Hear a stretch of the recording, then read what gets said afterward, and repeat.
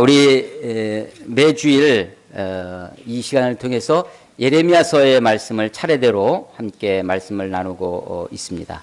오늘은 이제 17장 예레미야서를 설교한 지 21번째 시간입니다.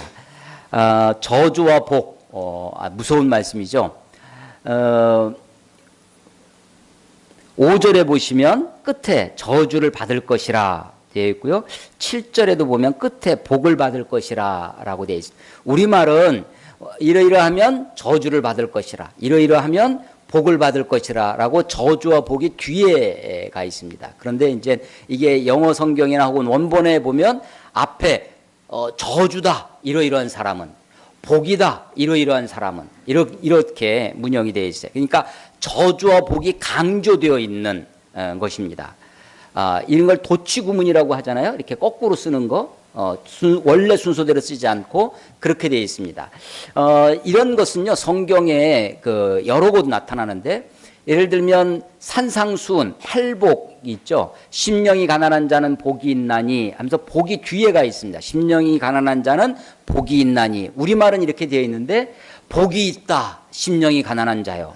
이런 겁니다.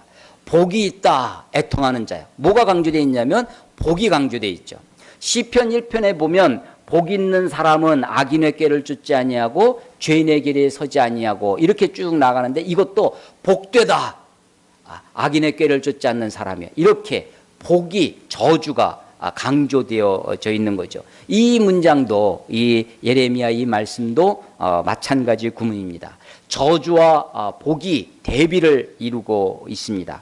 5절, 6절, 7절, 8절이 5절, 6절 저주의 문구고 7절, 8절이 복의 문구입니다.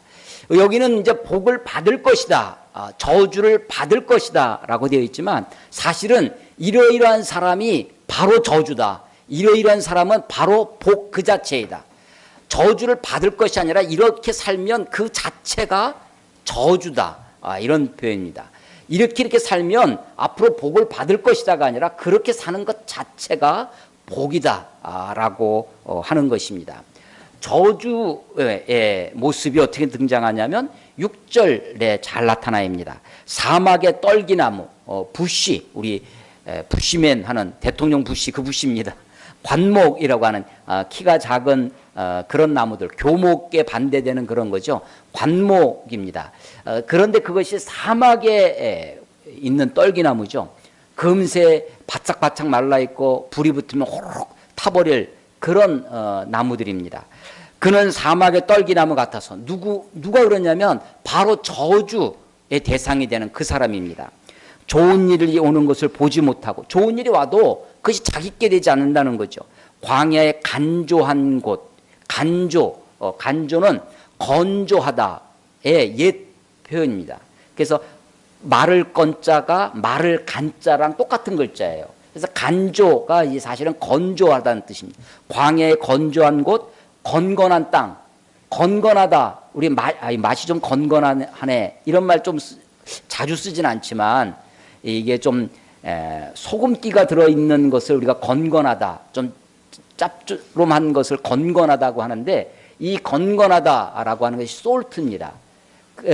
지금 이스라엘 땅에 가면요, 이스라엘에 호수가, 큰 호수가 2개 있는데, 우리 지금 수원에도 보면 호수가 많이 있잖아요. 그런 것처럼 이스라엘의 위에 북부 지방에 갈릴리 호수가 있고, 갈릴리에서 내려오는 물이 사해로 들어갑니다. 사해, 말은 죽음의 바다죠. 근데 염해라고도 합니다. 소금이 많이 있죠.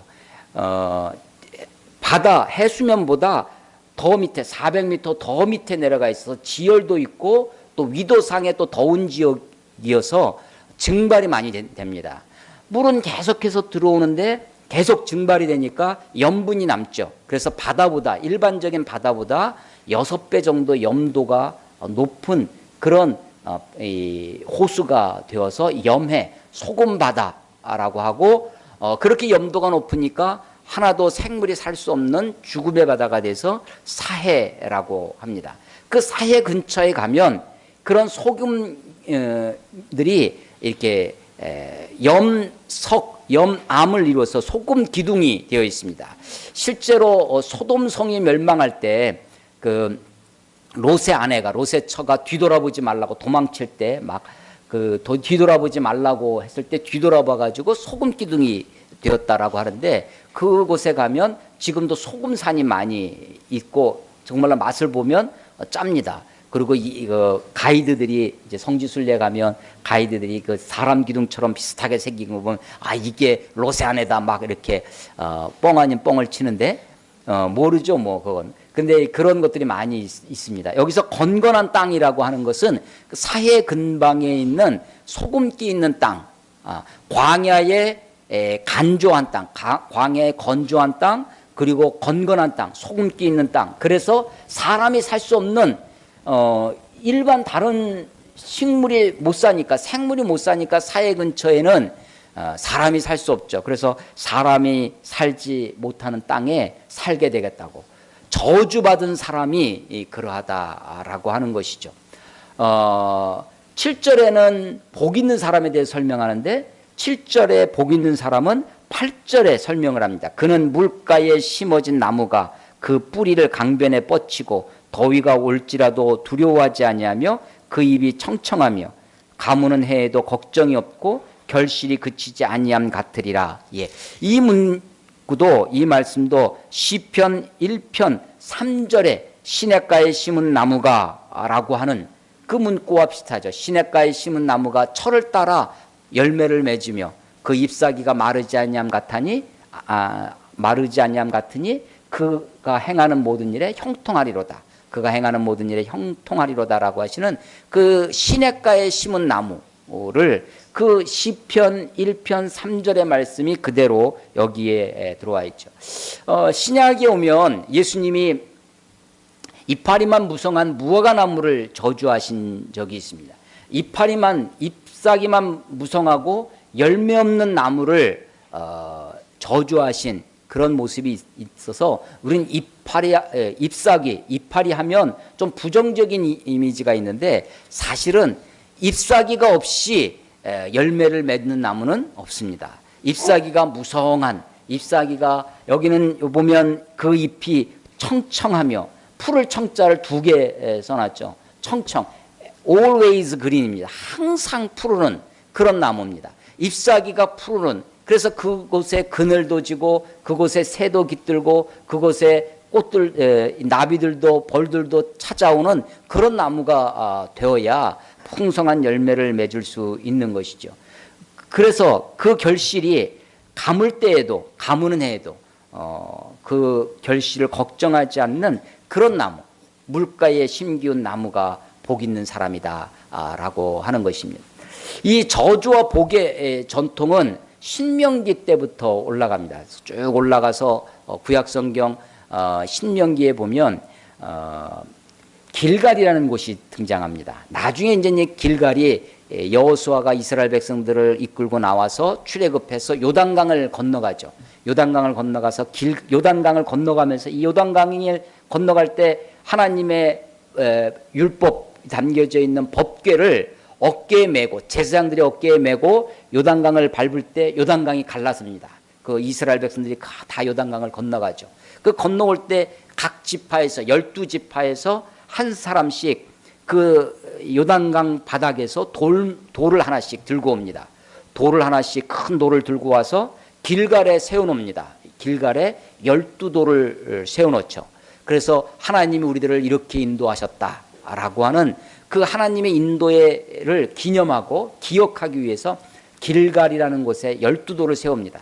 그리고 이스라엘 백성들을 길갈 평원에 세워놓은 다음에 길갈이 평원이 있으면 분지같이 되어 있습니다. 한쪽 산은 그리심산이라고 있습니다. 또 한쪽에는 에발산이라고 있어요. 그래서 그 12지파를 반은 6지파는 그리심산으로 올려보내고 6지파는 에발산으로 올려보냅니다. 그리고 나서 신명기 11장에 보면 모세가 그리심산을 향해서 축복을 선언합니다. 너희가 하나님의 말씀을 율법을 이 말씀대로 살면 이 율법을 붙들고 살면 하나님이 너희들에게 이렇게 복 주실 것이다 라고 그리심산을 향해서 축복을 선포하고 에발산을 향해서 너희가 하나님의 말씀을 어기고 하나님 없이 살고 살면 너에게 이렇게 저주가 있을 것이다 라고 축복과 저주를 그렇게 선포하셨던 적이 있습니다. 그래서 신명기 11장 26절에 보면 내가 오늘 너희 앞에 복과 저주를 두었나니, 하나님이 이스라엘 백성들 앞에 복과 저주를 놓았습니다. 그래서 그 복과 저주를 누가 선택하는 거냐면 이스라엘이 선택하는 것이죠. 이스라엘이 하나님 말씀대로 살면 하나님의 복을 누리며 살게 되는 것이고, 하나님의 말씀을 어기고 자기 뜻대로 세상 방식대로 살면 저주가 임할 것이다 라고 하는 것이 길갈에서 선포되어진 그리심산과 에발산의 이야기입니다. 그것이 바로 이 예레미야서를 통해서 다시 한번 선포되어지는 것이죠. 시냇가에 심은 나무, 물가에 심어진 나무라고 합니다. 시냇가에 심은 나무가 철을 따라 열매를 맺는, 그 물가에 심겨졌다라고 하는 것은 도대체 그 물은 무엇인가? 그 시냇가라고 하는 것은 어디를 이야기하는 것인가라고 하는 거죠. 시편 1편 그 1절 2절에 보면 복 있는 사람은 악인의 꾀를 쫓지 아니하고 죄인의 길에 서지 아니하고 오만한 자의 자리에 앉지 아니하는 자로다. 오직 여호와의 율법을 즐거워하여 그 율법을 주야로 묵상하는 자로다. 그는 시냇가에 심은 나무가, 이렇게 시작됩니다. 그러니까 거기서 시냇가에 심은 나무라고 하는 것은 그 시냇가는 어디를 얘기하는 거냐면 율법을 이야기하는 것입니다. 하나님의 말씀. 하나님의 말씀이, 하나님의 율법이 그게 우리들의 복의 근원이라는 것이죠. 뒤에 내려가다 보시면 13절에, 오늘 본문 예레미야 17장 13절에 보면 생수의 근원이신 여호와, 생수가 콸콸콸 살아있는 물이, 리빙 워터가 계속해서 나오는 그런 스프링, 샘과 같은 곳이죠. 하나님의 생수의 근원이 그것이 어디냐? 그것이 말씀이다 라고 하는 것입니다. 여호와의 말씀에 그 뿌리를 두고 있는 사람, 하나님의 말씀에 근거하고 있는 사람, 그 말씀을 근원 삼아서 살아가는 사람이 물가에 심어진 나무라고 하는 것이죠. 그것에 반대되는 것이 무엇이냐면 저주받은 사람입니다. 이 저주받은 사람은 5절에 보면 어떤 사람이냐면 자기를 믿는 거죠. 사람을 믿으며 육신으로 그 힘을 삼고 마음으로 여호와에게서 떠난 그 사람, 그게 바로 저주다라고 하는 것이죠. 사람을 의지하는 것, 그 사람의 힘, 육신을 그 육체의 힘을, 혹은 육체가 가지고 있는 권력을, 사람들이 가지고 있는 그런 것을 의지하고 사는 사람, 이것이 바로 저주라고 하는 것입니다.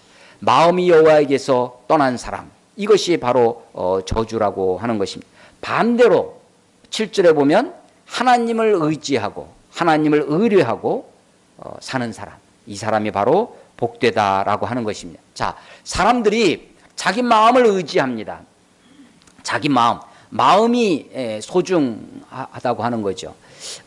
요즘은 이 마음에 대한 연구, 마음에 대한 공부, 마음에 대한 관심이 일어나는데 우리의 구원은 내 마음에 달린 것이 아닙니다.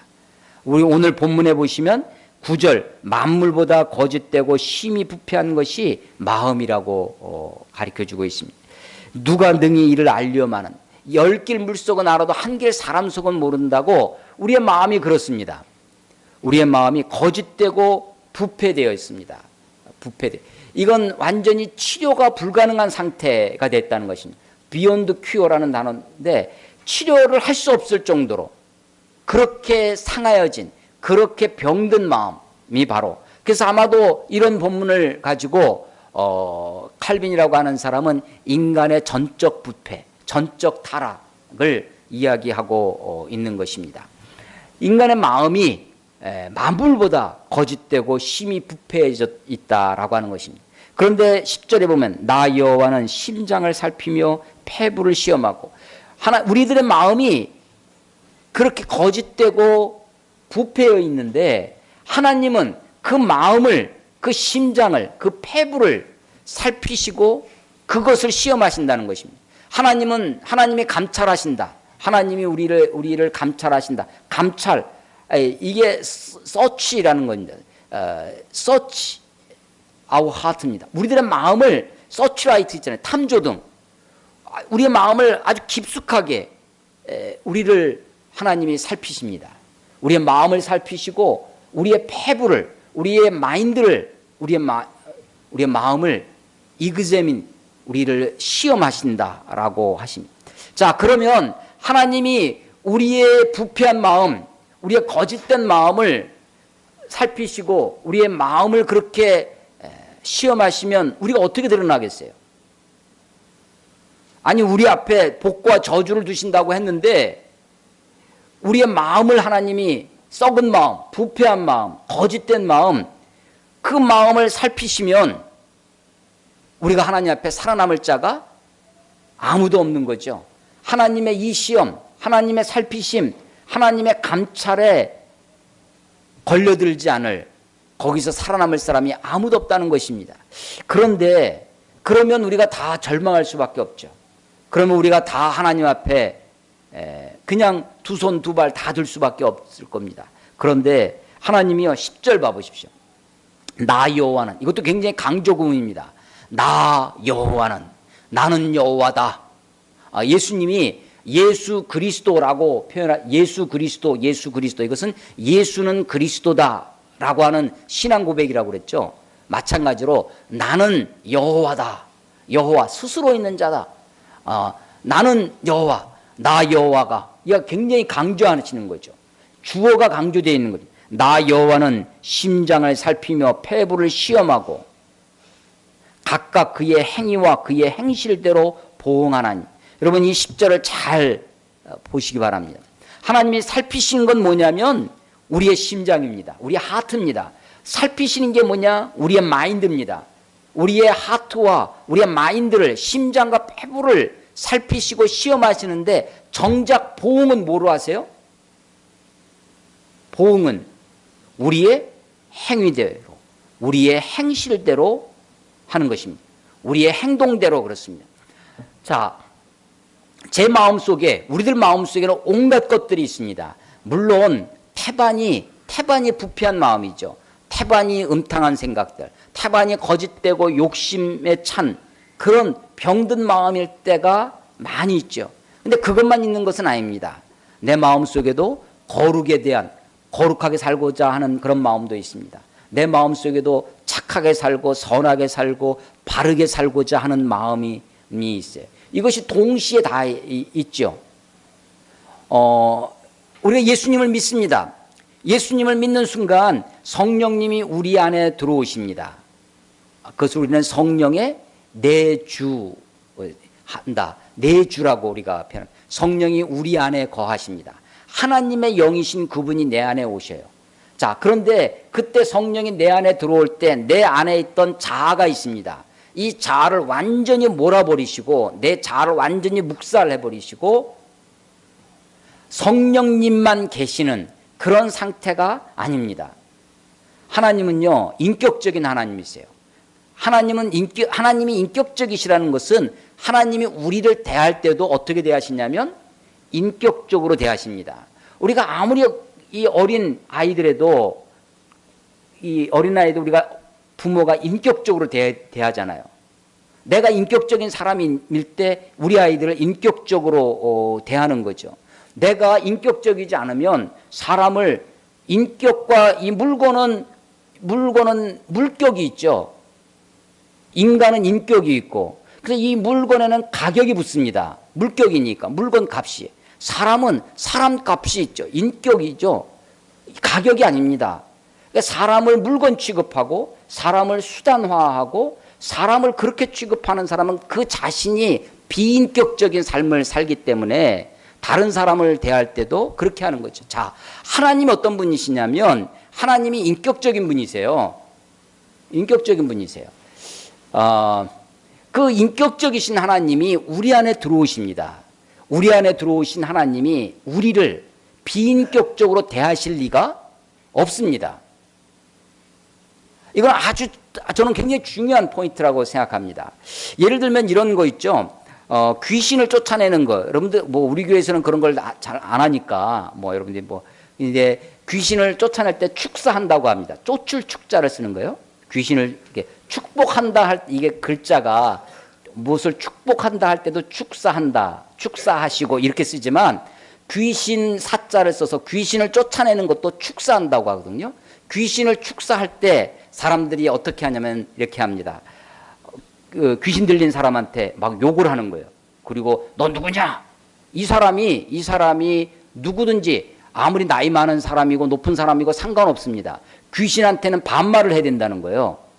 그래가지고 그러니까 그 인격이 어떻게 되냐면 내가 비인격적으로 대하는 거죠. 사람을 인격으로 대하지 않는 거예요. 저는 이런 방법은 하나님의 방법이 아니라고 생각되어집니다. 자, 하나님이 인격적이신 분이에요. 그분이 우리 안에 들어오십니다. 그러면 이 안에 들어오신 성령님도 내 안에 있는 나를, 내 속에 있는 속사람, 이너비잉, 내 속사람을 그 성령님이 똑같이 동일하게 인격적으로 대하시죠. 내가 아무리 어리고 어리숙하고 미숙하고 혹은 악하고 혹은 약해도 성령님이 나를 강제해서 막 끌고 다니고 코 끼워서 막 끌고 다니시는 성령님이 아니십니다. 나를 끝까지 존중하십니다. 내 의견을, 내 뜻을, 내 마음을 존중하시면서 어떻게든지 나를 설득하시고 나를 인도하시기를 원하시는 분이시지. 그래서 때로는 내가 성령님의 마음대로 살지 못할 때, 성령님의 뜻과 하나님의 뜻과 어긋나게 살 때 성령이 말할 수 없는 탄식하고 성령이 내 안에서 근심하실 수는 있어도 자아를 말살해 버리시는 하나님, 내 옛사람을 완전히 깔아 뭉개시는 하나님은 아니십니다. 예수님이 누구든지 나를 따라오려거든 자기를 부인하고 나를 따르라고 했을 때 그 자기를 부인하는 것이 자기를 멸절해라, 자기를 말살해라 라는 것이 아닙니다. 자기를 부정한다고 하는 것은 내 안에 있는 욕심, 내 안에 있는 거짓된 마음, 내 안에 있는 죄악된 본성을 그것을 이겨내라고 하는 것이지 완전히 나를 없애는 그런 몰아지경의 그런 상태를 얘기하는 것이 아닙니다. 오히려 그리스도인이 된다고 하는 것은 내 안에 있는 자아와 속사람과 내 안에 오신 성령님과 갈등하는 사람입니다. 이것을 갈라디아에서 내 안에 육체의 소욕이 있고 내 속사람, 내 옛사람의 욕구가 있는 것입니다. 디자이어가 있어요. 또 성령님의 욕구가 있습니다. 이 둘 관계를 서로 거스린다. 육체의 소욕은 성령의 소욕을 거스리고 성령의 소욕은 육체의 소욕을 거슬러요. 서로 대치됩니다. 그때 내가 내 육체의 소욕대로 살지 아니하고 성령을 따라 살아라. 그래서 성령을 따라 살 때 너희가 성령의 열매를 맺을 수 있느니라 라고 하시는 거죠. 자, 보세요. 이 에레미야 17장 10절의 말씀, 나 여호와는 심장을 살피며 폐부를 시험하고 그 심장과 폐부의 부패함대로 우리를 보응하시는 것이 아닙니다. 우리의 심장과 우리의 폐부는, 우리의 마음은, 우리의 하트는 만물보다 거짓됐다고 이미 말씀하고 계시죠. 만물보다 심히 부패했다고, 이미 썩을 대로 썩고 치료가 불가능한 상태로 되었습니다.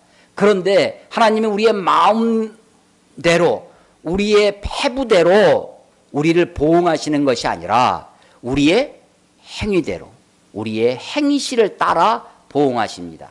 우리가 내 마음속에 온갖 생각이 들지만 내가 행동은 어떻게 하냐면 내 마음속에 드는 대로 행동하는 것이 아닙니다. 내 마음속에 일반인들, 우리 그리스도인이 아니더라도 내 이성이라고 하는 그 필터를 거쳐서, 혹은 사회 상식이라는 필터를 거쳐서, 혹은 법이라고 하는 것을 통해서 일관되게 도덕적으로 살고 윤리적으로도 살고 그러니까 사는 거죠. 거기에 그리스도인은 내 믿음이라고 하는 하나님의 뜻이라고 하는 필터를 거쳐서 내가 행동할 때는 그래도 내가 하나님의 뜻대로 행하려고, 내가 그렇게 행동할 때는 내 마음에 있는 욕정대로 살지 아니하고, 이것은 그렇게 비상식적이고 비윤리적이고 말씀을 떠난 삶이니까 내가 하나님 말씀대로 내가 사회적인 윤리와 도덕대로 살아야 되겠다라고 일관되게 행동하는 것이 있습니다. 사람이 내 마음속에 있는 여러 가지 마음이 있는데 그 마음대로 마음 따라 이렇게 행하고 저렇게 행하면 그 행동 그렇게 하는 사람을 우리는 다중인격자라고 합니다. 내 안에 선한 짐승의 본능이 있는데 짐승대로 행하고 내 마음이 어쩔 때는 아주 선하고 착한 행동이 그 마음이 있는데 그것대로 행하고 내가 이중인격자가 되는 거죠. 여러 모양 다중인격자가 되는 것입니다. 정신이 분열 그렇게 해서 막 하는 사람을 우리가 정신분열자라고 하는 것이죠. 인격이다 어떤 사람의 성격이다 하고 말할 때는 우리의 마음속에 성품이 여러 가지가 있지만 그 사람에게 나타나는 일관된 행동이 있습니다. 저 사람들의 행동 패턴을 보니까 이 사람은 이런 성격이구나, 저 사람은 이런 인격이구나 라고 우리가 보는 것처럼 하나님이 우리를 살피십니다. 어디를 살피시냐면 우리의 마음을 살피세요. 우리의 하트를, 우리의 마인드를 살피십니다. 이것은 사무엘상 16장에 하나님이 다윗에게 기름 부을 때도 하시는 말씀인데 사람은 외모를 보거니와 나 여호와는 중심을 보느니라. 하나님은 우리의 마음을 보신다고 하는 것이죠. 중심을 보세요. 자, 하나님이 살피시는 건 뭐냐? 우리의 마음과 우리의 폐부를, 우리의 하트와 마인드를 그걸 살피세요. 그래서 우리의 마음과 하트를, 마음을 하나님 보시기에 좋은 마음으로 가지려고 노력을 해야 되죠. 그런데 우리의 옛자아가, 우리의 속사람이 여전히 타락한 아담의 후예를 가지고 있는 우리가 여전히 내 마음속에 그런 하나님 앞에 부끄러운 모습들, 남들한테 다 드러낼 수 없는 그런 내 모습이 있는 것을 보게 됩니다. 여러분, 그러나 여러분 걱정하지 마십시오. 내가 내 마음에 어떻게 예수 믿는 사람이 이런 마음을 갖나, 예수 믿는 사람이 그런 것 때문에 괴로워할 필요가 없습니다. 문제는 내가 그럼에도 불구하고 내 마음을 거기에 복종하지 아니하고 내 마음대로 살지 아니하고 하나님의 말씀대로 내 안에 계신 성령님을 따라 살겠노라고 내 행동을, 내 행실을 어떻게 하느냐. 그래서 하나님은요, 보응하시는 하나님이십니다. 우리는 이 보응한다라고 하면 이 보응이라는 단어가 굉장히 부정적으로 굉장히 이렇게 심판하시고 막 우리를 정죄하시는 것처럼 들리는데 보응, 보답한다는 뜻이죠. 그 응에서. 그러니까 보응이라는 단어는 굉장히 가치 중립적인 단어입니다. 그런데 영어 성경을 봐보니까 보응하시되라는 단어가 to reward, 하나님이 우리들에게 보상하기 위하여, 하나님 우리를 살피시는 이유가 우리가 워낙에 부패한 사람이에요. 워낙에 우리가 거짓된 사람들입니다. 우리의 마음과 우리의 폐부를 살피시는데 우리의 행동이나 우리의 행실을 보고 하나님이 조금이라도 하나님의 마음에 드시면 우리에게 보상하기 위하여 그렇게 살피시는 것입니다. 자, 제가 좋아하는 여러 구절입니다. 사무엘상 한번 찾아보겠습니다. 성경 사무엘상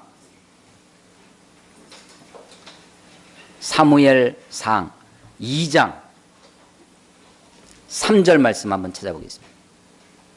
사무엘상 2장 3절. 사무엘상 2장 3절은 2장은 이 한나의 기도라는 유명한 장인데 한나가 기도할 때 한 이야기입니다. 2장 3절 우리 다 같이 한번 읽어보겠습니다. 시작. 심히 교만한 말을 다시 하지 말 것이며 오만한 말을 너희 입에서 내지 말지어다. 여호와는 지식의 하나님이시라. 행동을 달아보시느니라. 예, 여호와는 어떤 하나님이시라고요? 지식의 하나님이시라. 무슨 말입니까? 하나님은 다 아신다는 겁니다. 다 아세요. 뭘 아실까요? 여러분의 마음을 아실까요? 여러분의 생각을 아실까요?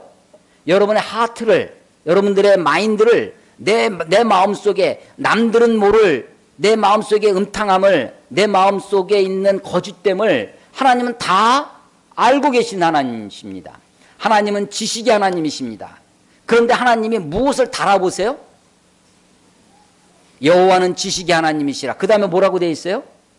행동을 달아보시느니라. 하나님이 달아본다, 저울질한다는 겁니다. 무게가 나가는지, 얼마나 나가는지, 내 행동이 지금 얼마나 무게가 나가는지를 하나님의 저울 때에 하나님이 달아보세요. 하나님이 내 마음을 달아보시면 아마도 나는 아마 저울이 마이너스로 떨어질 겁니다.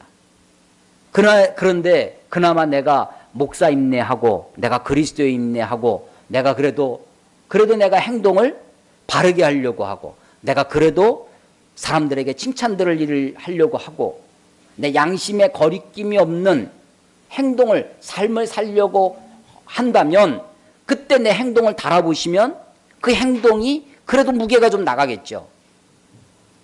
자, 하나님은 지식의 하나님이세요. 다 아시는 분이십니다. 그런데 정작 달아보시는 것은 마음을 달아보시는 것이 아니라 우리의 행동을 달아보시는 겁니다. 웨이트, 무게를 다시듯이 저울질 하신다는 것입니다. 자, 예레미야 10장 17절 말씀, 나 여호와는 심장을 살피고 폐부를 시험한다. 그런데 각각 그의 행위와 그의 행실대로 보응하신다고 말씀하고 있는 것입니다. 자, 이것을 다른 곳에서도 한번 보겠습니다. 로마서 2장을 한번 찾아보겠습니다. 신약성경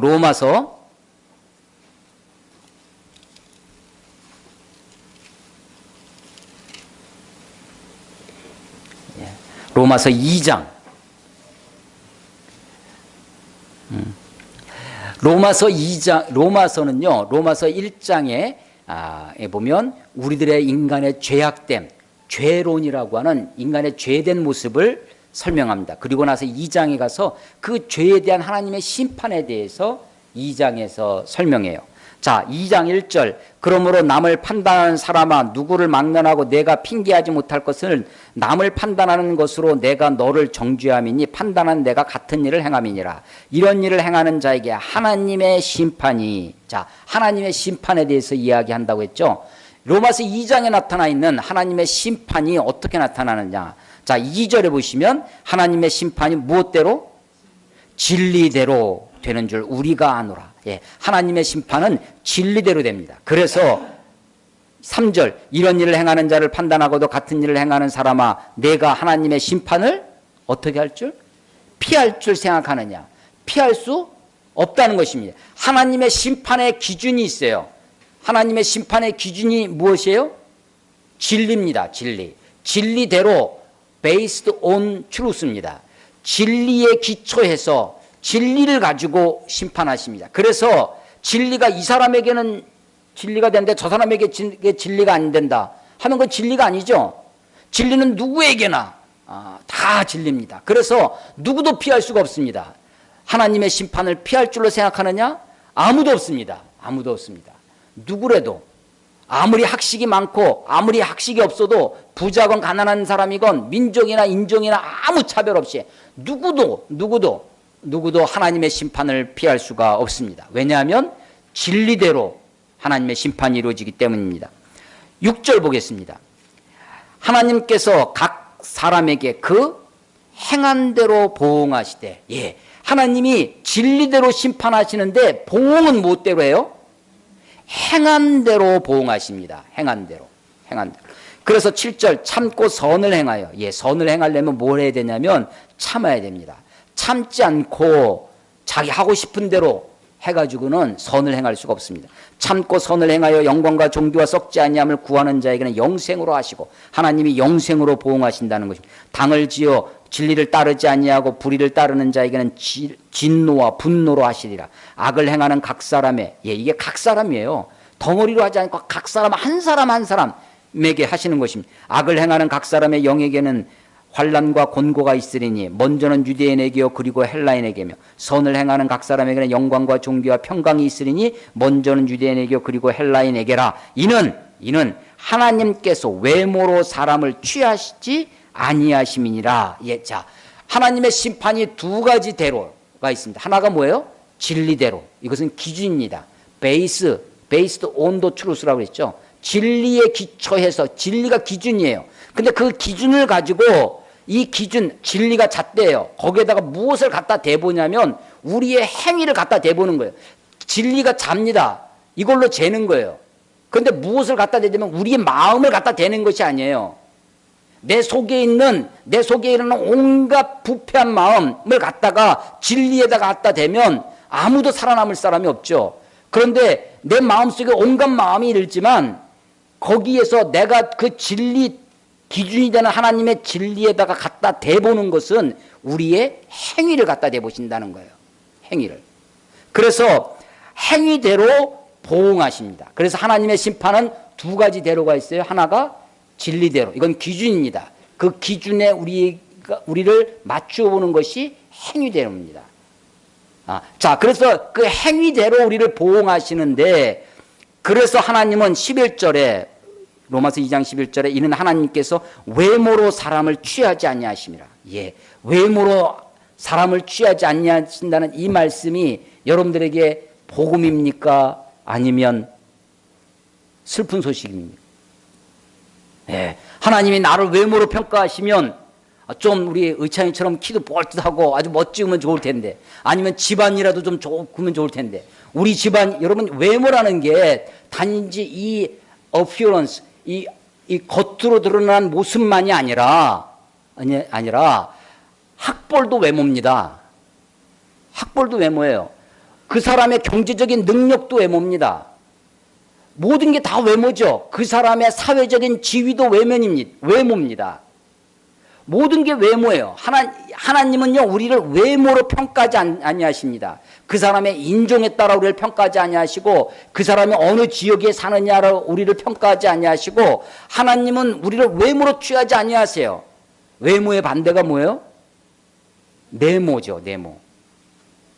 근데 내모는 모양이 어떤지 모르니까 우리가 내모라고 잘 안 하고 내면이라고 많이 이야기하죠. 우리의 내면을 하나님이 보시는 거예요. 그런데 그 내면이 사실은 만물보다 거짓돼요. 우리의 내면이, 우리의 하트가, 우리의 마인드가 만물보다 이미 부패해 버렸어요.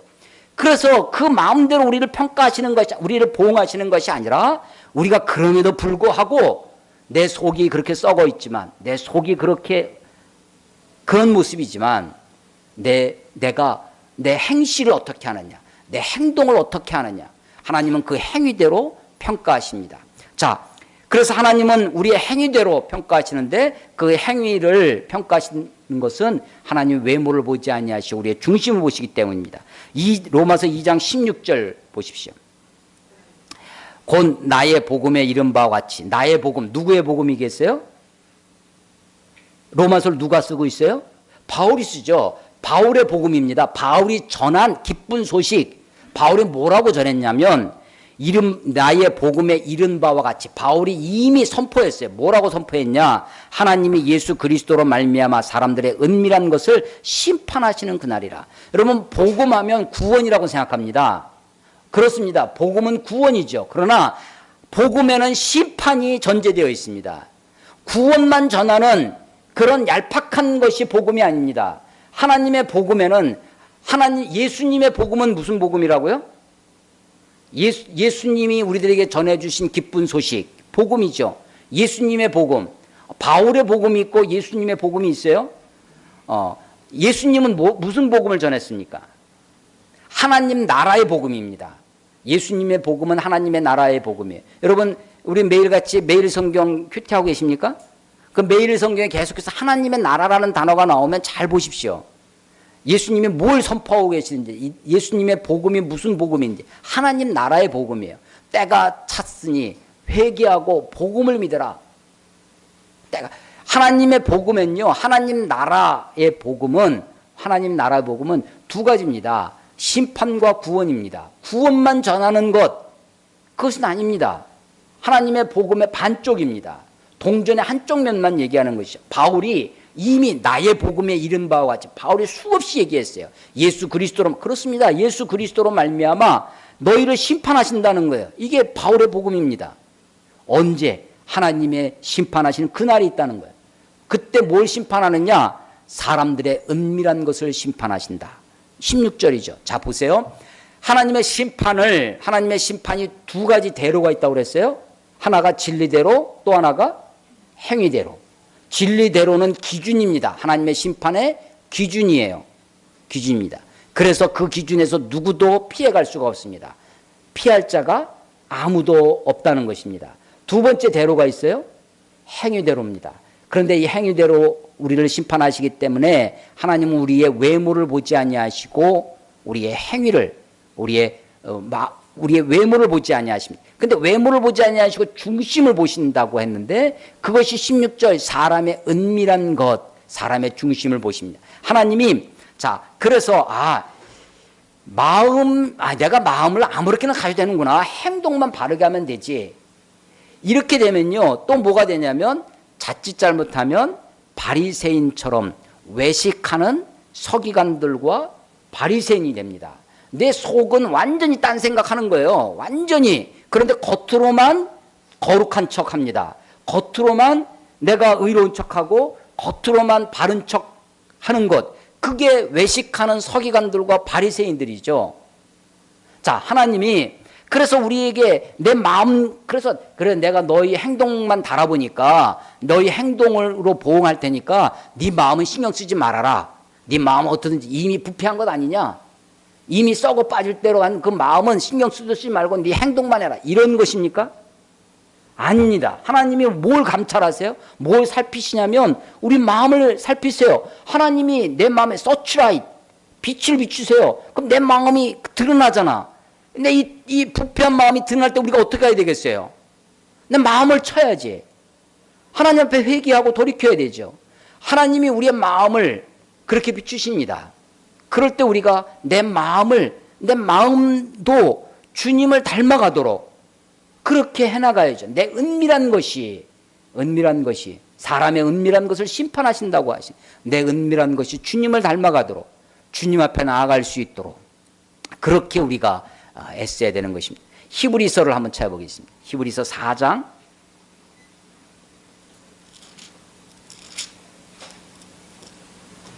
12절. 히브리서 4장 12절. 4장 12절 같이 한번 읽겠습니다. 시작. 하나님의 말씀은 살아있고 활력이 있어 좌우의 날선 어떤 검보다도 예리하여 혼과 영과 및 관절과 골수를 찔러 쪼개기까지 하며 또 마음의 생각과 뜻을 판단하나니. 아멘. 예, 그렇습니다. 하나님의 말씀. 그래서 우리가 어떤 분 이제 교회 생활을 이제 오래 하다 보면 이런 분들이 있어요. 그 목사님 정말 말씀을 잘 쪼개신다고. 말씀을 잘 설명한다. 말씀을 잘 전한다라는 표현이 교회 안에 이제 표현 중에 우리 기독교 교회 안에 표현 중에 그런 표현을 해요. 그 목사님 말씀을 잘 쪼개신다고. 그런 말 들어보셨습니까? 예.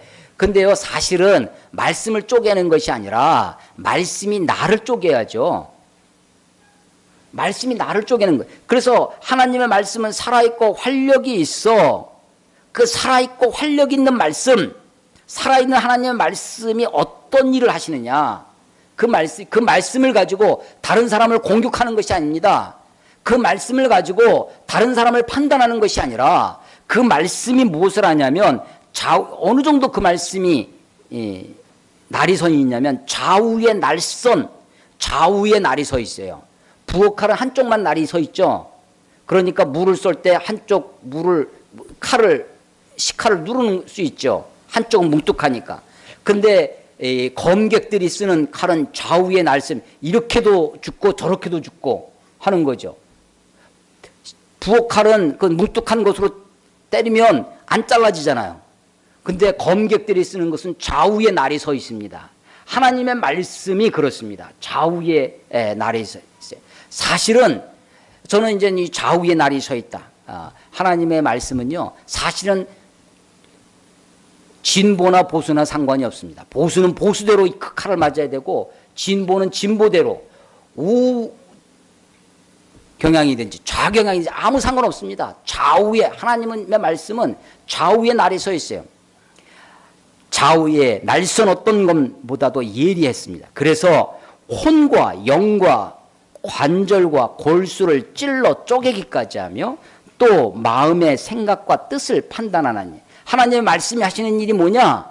우리 생각, 우리의 마음 깊숙이 감춰져 있는 것을 찔러 쪼갭니다. 마치 회 뜨듯이 마치 갈비에서 살을 떠내듯이 하나님이 내 마음속에 폐부에 감춰져 있는 악하고 더러운 마음들, 추한 생각들을 하나님의 말씀이 우리의 생각을 쪼개시는 거예요. 그래서 그 안에 감춰져 있는 것이 드러나도록 하는 것입니다. 우리의 마음과 생각과 뜻을 판단하십니다. 그래서 하나님의 말씀을 멀리하고 세상 드라마만 보고 응팔만 보고 있으면 내 마음이 들춰질 리가 없습니다. 내 마음 생각 깊은 곳에 감춰져 있는 것이 드러날 수가 없어요. 하나님의 말씀을 읽을 때 이렇게 내 생각에 감춰져 있는 것을 찔러 쪼개면서 드러나는 일이 있어야 되죠. 이것은요, 마지막 때 되면 완전히 이렇게 될 것입니다. 13절에 보면 지으신 것이 하나도 그 앞에 나타나지 않음이 없고 우리의 결산을 받으실리, 우리가 마지막 결산이 있을 것입니다. 결산을 받으실 이의 눈앞에 만물이 벌거벗은 것 같이 드러나느니라. 만물이 벌거벗은 것처럼 하나도 감추이지 아니하고 다 드러날 것입니다. 마지막 때는 여러분, 그때 그 결산할 날까지, 그날이 가기 전에 빨리 여러분 마음속에 감춰져 있는 것, 그것을 하나님의 말씀으로 그것을 쪼개서 내 더러운 것을, 내 추한 것을, 그래서 우리의 마음을, 우리의 폐부를, 심장을 살피시고 우리의 마음을 시험하시는 그 하나님 앞에 우리가, 물론 하나님이 보응은 뭘 하신다고요? 우리의 행동을 하십니다. 우리의 행위를 보응하시지만 우리의 마음까지도, 우리의 속사람까지도 주님 앞에 갈 때, 주님이 심판하실 때 온전한 모습으로 쓸 수 있도록 해야 할 것입니다. 자, 우리가 이 땅에 살 때 하나님이 우리들에게 저주와 복을 우리 앞에 두셨습니다. 사람을 의지하고 그 육체를, 그 육신을 그의 힘으로 삼는 자는 이미 그 자체가 저주입니다. 이는 하나님을 떠난, 하나님을 버린 자이기 때문입니다. 복 있는 사람은 누구냐? 하나님을 의지하고 하나님을 의뢰하는 사람입니다. 그 사람에게는 물가에 심은 나무처럼 그 뿌리가 그 물가로 하나님의 말씀에 그 샘으로 깊이 들어져 있는 것입니다. 책을 읽다 보니까 영국의 버킹엄 궁전에 아주 가뭄이 들어가지고 모든 나무가 다 마르고 죽었는데 한 포도나무가 아주 열매를 많이 맺는 나무가 있었답니다. 그래서 사람들이 그것을 시켜서 연구를 해봤더니 이 포도나무 뿌리가 3km 정도까지 밑으로 해서 테임즈 강까지 그렇게 있었던 것을, 그래서 그 나무가, 뿌리가 깊은 나무가, 뿌리가 말씀에 깊이 들어가 있는 영혼이, 하나님의 말씀에 천착되어 있는, 말씀의 뿌리를 받고 있는 영혼이 어떤 환난이나 어떤 어려움에도 굴하지 아니하고 쓰러지지 않는 그런 열매 맺는 나무가 될 것이다 라고 하는 것이죠. 그 자체가 그것이 바로 복이다 라고 하는 것입니다. 그것을 설명하는 것이 9절 10절이었습니다. 우리의 마음이 거짓되고 부패되었지만 하나님 우리의 마음을 살피시지만 하나님은 우리의 행위와 행실대로 보응할 것이다 라고 하는 것입니다. 이것은 11절에 다시 한번 종합을 이룹니다. 불의로 치부하는 자는 자고새가 낫지 아니한 알을 품은 같아서 그의 중년에 그것이 떠나겠고 마침내 어리석은 자가 되리라. 자고새, 파트리지라고 하는 새라고 합니다. 사해 근방에 꽤 많이 한다고 그러고요. 이 새는 알을 많이 품는 것으로 유명한 새인데, 자고새, 이거는 꿩과에 속하는데 두 가지 방식으로 알을 품는 됩니다. 하나는요, 남의 알을 훔쳐다가, 다른 새가 낳은 알을 훔쳐다가 자기 둥지에다가 이렇게 키우는 거예요. 또 하나는요, 설상가상으로 이 뻐꾸기가 거기다가 이 자고새 둥지에다가 알을 낳고 간답니다. 그러면 이 자고새는요, 그것이 자기가 훔쳐온 알이든 다른 새가 와서 낳은 알이든 그걸 구별을 못하고 다 키운답니다. 그래서 다 부화하고 그렇게 하면 이 알들이 이게 어미를 몰라보고 다 떠난다는 거예요. 그래서 빈 둥지가 되어서 헛수고한 인생의 상징이 바로 이 자고새라고 하는 것입니다. 불의로 치부하는 자, 거짓된 방법으로 삶의 만족을 누리고 거짓된 악한 것으로 자기의 삶의 목표를 이루는 사람들입니다.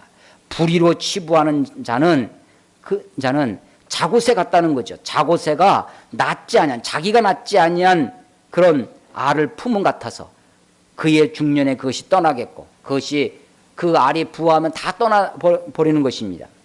그래서 마침내 결국에는 어리석은 자가 되겠다라고 하는 것입니다. 자, 하나님을 의지하지 아니하고 사람을 의지하는 사람, 자기 사람의 힘을 의지하는 사람, 사람의 거짓된 마음을 의지하는 사람은 바로 자고새와 같은 것입니다.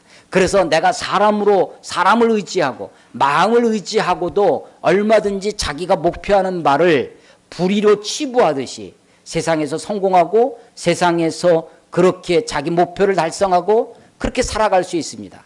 그런데 결국에는 하나님 앞에 어리석은 자가 되어서 자기 그 알이 다 날아가 버리는 그런 인생이 되고 말 것이다 라고 하는 것입니다.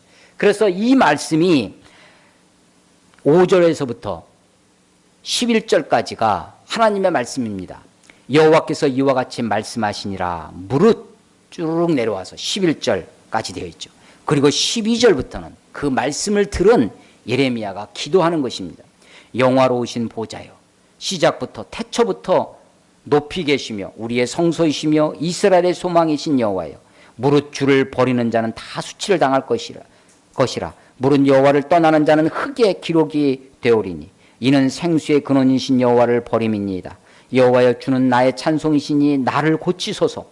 그리하시면 내가 낫겠나이다. 나를 구원하소서. 그리하면 내가 구원을 얻으리이다. 보라, 그들이 내게 이르기를 여호와의 말씀이 어디 있느냐, 이제 임하게 할지어다. 그들이 누굽니까? 세상 사람들입니다. 사람을 의지하고 힘을 의지하고 자고새처럼 살아가는 사람들입니다. 그들이 뭐라고 얘기한다고 그래요? 여호와의 말씀이 어디 계시냐.